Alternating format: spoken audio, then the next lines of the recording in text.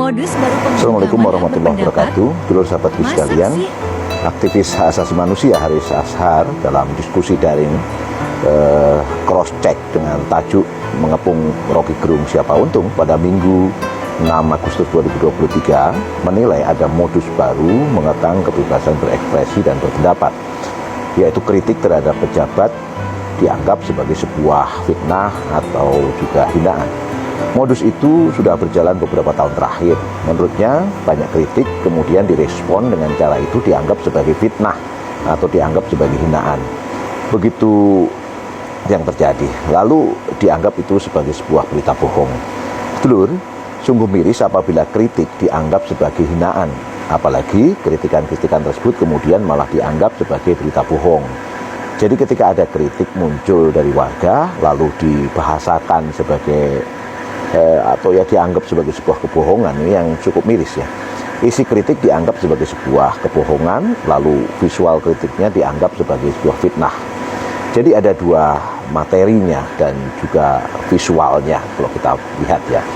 Berjalannya modus baru tersebut dinilai merupakan konsekuensi dari pola kekuasaan yang hanya menguntungkan segelintir orang.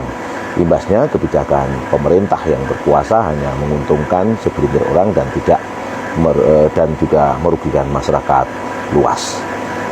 Adapun modus baru itu diduga muncul belakangan lantaran penggunaan Undang-Undang Informasi dan Transaksi Elektronik atau ITE yang menjadi pasal karet yang dikenakan terhadap pengkritik untuk kepentingan orang banyak.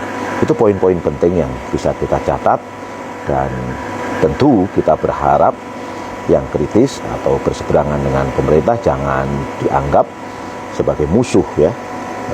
Undang-undang yang kontroversial atau multitafsir itu seolah-olah tujuannya memenjarakan orang yang kritis atau orang yang berlawanan dari rakyat, kemudian membuat nyaman penguasa atau pejabat. Apabila arahnya ke sana, ya ini tentu tidak boleh terjadi. Negara tidak boleh menempatkan rakyat sebagai musuh, misalnya yang mengkritik, yang tidak setuju lantas dianggap memusuhi. Intelektual kritis bukan musuh, tapi warga negara yang peduli. Kalau ada yang salah, ada restoratif justice, kan begitu seharusnya. Kritik menjadi hal penting sebagai bagian dari ekspresi yang sedapat mungkin bersifat konstruktif, walaupun mengandung ketidaksetujuan terhadap perbuatan, kebijakan, atau tindakan pemerintah atau lembaga negara. Pada dasarnya, kritik dalam ketentuan ini merupakan bentuk pengawasan, koreksi, dan saran terhadap hal-hal yang berkaitan dengan kepentingan masyarakat. Saat ini tumbuh dan berkembang pula kualitas kontrol yang dihasilkan terhadap semua proses dan hasil pembangunan, dan itu adalah hal yang wajar. Dengan fungsi itulah selayaknya kritik masyarakat tidak terbelenggu dengan ancaman delik dalam Undang-Undang ITE maupun KUHP pidana. Tetap semangat dan terus berjuang menyongsong perubahan besar. Terima kasih. Assalamualaikum warahmatullahi wabarakatuh.